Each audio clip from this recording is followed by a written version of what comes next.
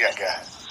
पाकिस्तान के नई selection committee कहती है कि जी बाबर को आराम दिया गया है, नसीम शाह को आराम दिया गया है, शाहिद अफरीदी को आराम दिया गया है। पहले तो सब जानते हैं कि भाई आराम नाम की कोई चीज टेस्ट क्रिकेट में नहीं होती, खासतौर से उस टीम की जो इस वक्त पायदान में सबसे नीचे है, अपने घर पर ही लगातार हार रही है। अब सवाल यह है कि क्या बाबर को ड्रॉप करना चाहिए था? शायद बाबर के रन नहीं है, यह हकीकत है। लेकिन यहां पर ना दोस्तों एक फर्क दिखता है भारत में और पाकिस्तान में। मैं बार बार कहता हूं कि इंडियन क्रिकेट सिस्टम और पाकिस्तान क्रिकेट सिस्टम में यही फर्क है। इंडिया में प्लेयर्स सिस्टम से चलते हैं, सिस्टम से आते हैं। पाकिस्तान में प्लेयर्स सिस्टम के बावजूद आते हैं।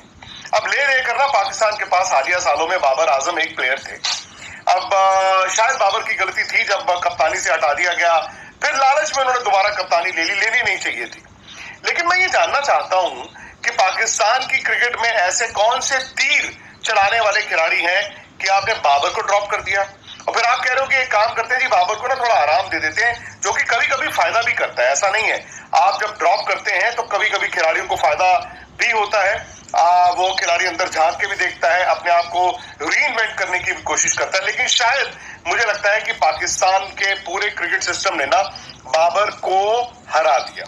बाबर की हार ना सिर्फ खुद से हुई है, बाबर की हार शायद पाकिस्तान के क्रिकेट इकोसिस्टम से भी हुई है। अब वहां पर क्या हुआ?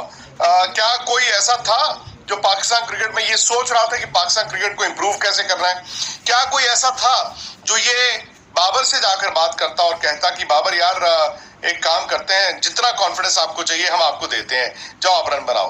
भाई साहब वहां पर सिलेक्शन कमेटी बदली है, उन्होंने आते ही सबसे पहले क्या किया? घर के सारे बल्ब बदल देते हैं। और भाई साहब बल्ब तो आप बदल दोगे, लेकिन बिजली कहां से लाओगे? आप जानते हैं कि पाकिस्तान क्रिकेट में इतने बड़े खिलाड़ी नहीं है। और मुझे लगता है कि ऐसी सूरत हाल में ना दो चीजें होती हैं। एक ये कि खिलाड़ी बड़ा जबरदस्त कमबैक करता है, एक ये कि खिलाड़ी खत्म हो जाता है।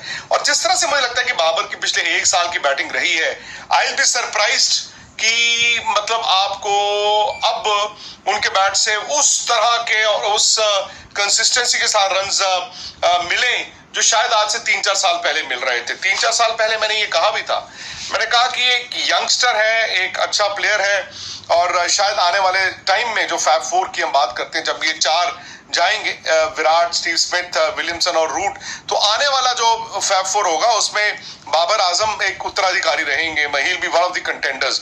बाबर ने रन भी बनाए, जिसके भी खिलाफ बनाए, जहां पर भी बनाए, बट वो कंसिस्टेंट थे। लेकिन शायद मुझे लगता है कि बाबर ने ना अड़ियल स्वभाव, बाबर ने जो थोड़ा सा रिजिड होना, किसी की ना सुनना, जो कि पाकिस्तान में इससे पहले कई कप्तानों के बारे में कहा जाता था, खास तौर से इमरान खान। लेकिन बाबर के पास इमरान खान वाली टीम नहीं थी और बाबर आजम इमरान खान भी नहीं थे। और जब उनको पिछले साल वर्ल्ड कप से हटाया गया था कप्तानी से, बाबर को कप्तानी की सोचनी भी नहीं चाहिए थी। लेकिन वो लालच कि 2 महीने के बाद, 3 महीने के बाद मैं दोबारा कप्तानी ले लेता हूं। आपको मैं एक एग्जांपल देता हूं इंडिया और पाकिस्तान क्रिकेट का, जो मैं कह रहा था। फर्क क्या है? फर्क ये है कि इंडिया में भी कई बड़े बड़े प्लेयर्स आते हैं जिनके एक पैच आता है, उनके रन्स नहीं बनते, लेकिन उन खिलाड़ियों की बेइज्जती नहीं की जाती। उन खिलाड़ियों की बेइज्जती पूरा इकोसिस्टम इंडियन क्रिकेट नहीं लगता है कि चलो एक काम करते हैं, इसको नीचे गिराते हैं। क्रिकेट सिस्टम खिलाड़ियों के साथ रहता है। हो सकता है कि मीडिया में, हो सकता है मैं आज कहूं कि यार नहीं इस प्लेयर की परफॉर्मेंस नहीं है, हो सकता है कोई और कहे कि यार फला प्लेयर की परफॉर्मेंस सही नहीं है, पर आप सिलेक्शन देखेंगे ना इंडिया की, वो कंसिस्टेंसी है, वो एक इज्जत आपको उस खिलाड़ी को देनी होती है। दूसरा, मैं आप जो इंडिया और पाकिस्तान क्रिकेट को समझते हैं, आपसे ये जानना चाहता हूं कि आखिरी मर्तबा ऐसा कब हुआ था कि एक इंडियन कप्तान को सैक किया गया था, एज इन उसकी कप्तानी ले ली गई थी? आप बताइए। आखिरी मर्तबा मुझे जो याद पड़ता है, और शायद आप लोगों को भी याद होगा, जो सही मायनों में कप्तान किसी की कप्तानी लेकर किसी को दी गई थी, वो थी 2005। सौरव गांगुली को जब कप्तानी से हटाया गया था और राहुल द्रविड़ को कप्तान बनाया गया था, उसके बाद से आप कप्तानी उठा के देखिए, क्या किसी कप्तान को इंडिया में सैक किया गया? नहीं। जब सौरव गांगुली के बाद राहुल द्रविड़ कप्तान बने, राहुल द्रविड़ ने कप्तानी छोड़ी। 1 साल टेस्ट मैचों में अनिल कुंबले ने की और व्हाइट बॉल क्रिकेट में धोनी को। जब अनिल कुंबले रिटायर हो गए तो ऑटोमेटिकली धोनी को वो कप्तानी मिली। अब उसके बाद धोनी ने भी कप्तानी छोड़ी और विराट को कप्तानी मिली। और विराट ने भी कप्तानी छोड़ी ही थी, ठीक है, वो वनडे क्रिकेट को आप कह सकते हैं, बट विराट ने खुद T20 की कप्तानी छोड़ी, विराट ने खुद टेस्ट क्रिकेट की कप्तानी छोड़ी और वो रोहित शर्मा को दी गई। और आने वाले वक्त में भी आप देखेंगे शायद किसी कप्तान को सैक नहीं किया जाएगा, वो आगे किसी को कप्तानी देकर जाएंगे। तो ये फर्क है। पाकिस्तान में तो ये था कि जी आए दिन आपके हर 15 दिन बाद मौसम बदलता था और आप कप्तान को बदल देते थे। अच्छा, ये समझ नहीं आया कि अब पाकिस्तान क्या करेगा। क्या पाकिस्तान ने अभी से हथियार डाल दिए?